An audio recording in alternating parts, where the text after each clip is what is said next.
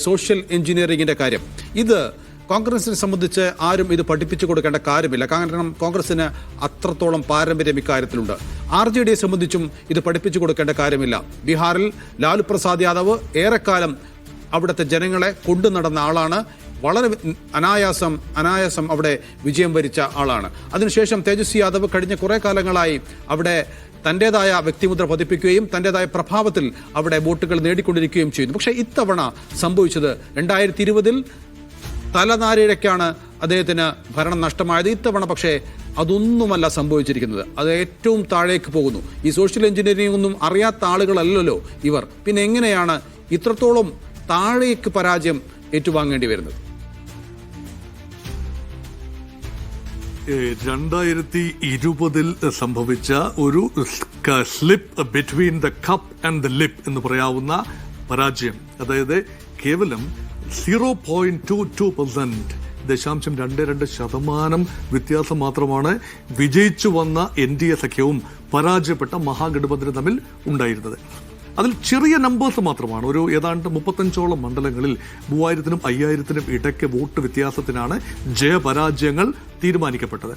അപ്പോൾ അങ്ങനെ കട്ടയ്ക്ക് നിൽക്കുന്ന രണ്ട് മുന്നണികൾ തമ്മിലുള്ള മത്സരം എന്ന പ്രതീതിയിൽ തന്നെയായിരുന്നു കഴിഞ്ഞ പ്രാവശ്യം. പക്ഷേ അതിൽ നിന്ന് തീർത്തും വിഭിന്നമായി എന്താണ് ഈ 5 വർഷത്തിന് ശേഷം സംഭവിച്ചത്?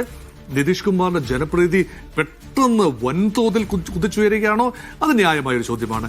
യഥാർത്ഥത്തിൽ കോൺഗ്രസിന്റെ ശരിയാണ്, കോൺഗ്രസിനെ ആരും സോഷ്യൽ എഞ്ചിനീയറിംഗ് പഠിപ്പിക്കേണ്ടതില്ല. മുൻകാലങ്ങളിൽ ജയിച്ചു വന്നത് റെയിൻബോ കൊയലീഷന്റെ സഹായത്തോടു കൂടിയാണ്.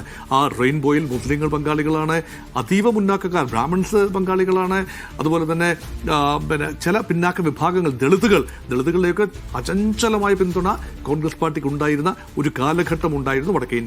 പക്ഷേ ഘട്ടം ഘട്ടമായി ദളിതുകളെയും കൊണ്ട് മായാവതി ഉത്തർപ്രദേശിൽ പോയി, ദളിതുകളുടെ പിന്തുണയുമായി രാംവിലാസ് പാസ്വാൻ ബീഹാറിൽ പോകുന്നു.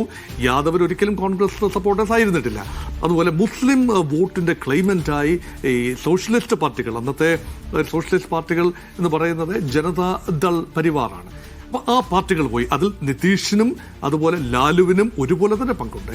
പക്ഷെ ഇവിടെ കോൺഗ്രസ് പാർട്ടിക്ക് ചെറിയ ഒരു കൈപ്പിഴ പറ്റിയിരിക്കുന്നു.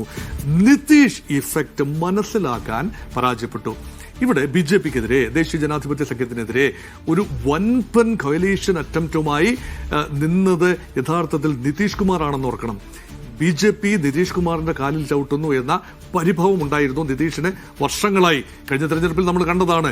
നിതീഷ് കുമാറിന്റെ പാർട്ടി 119 സീറ്റിൽ മത്സരിച്ച് കേവലം 43 സീറ്റിലേക്ക് ഒതുക്കി എന്നാണ് നിതീഷ് അന്ന് വിശ്വസിച്ചത്. അതിന്റെ പിന്നിൽ പ്രവർത്തിച്ചത് രാംവിലാസ് പാസ്വാന്റെ ലോക് ജനശക്തി പാർട്ടി നിതീഷിന്റെ സ്ഥാനാർത്ഥികൾക്കെതിരെ നിർത്തിയ, BJPയുടെ സഹായത്തോടെ നിർത്തിയ ചില കാൻഡിഡേറ്റ്സ്, അവർ പിടിച്ച വോട്ട് ആ ടാലിയെ 43-ൽ എത്തിച്ചു നിർത്തി. അതേസമയം BJPക്ക് ആ ന്യൂനത ഉണ്ടായില്ല. LJP BJPക്ക് പൂർണ്ണ പിന്തുണ കൊടുത്തു.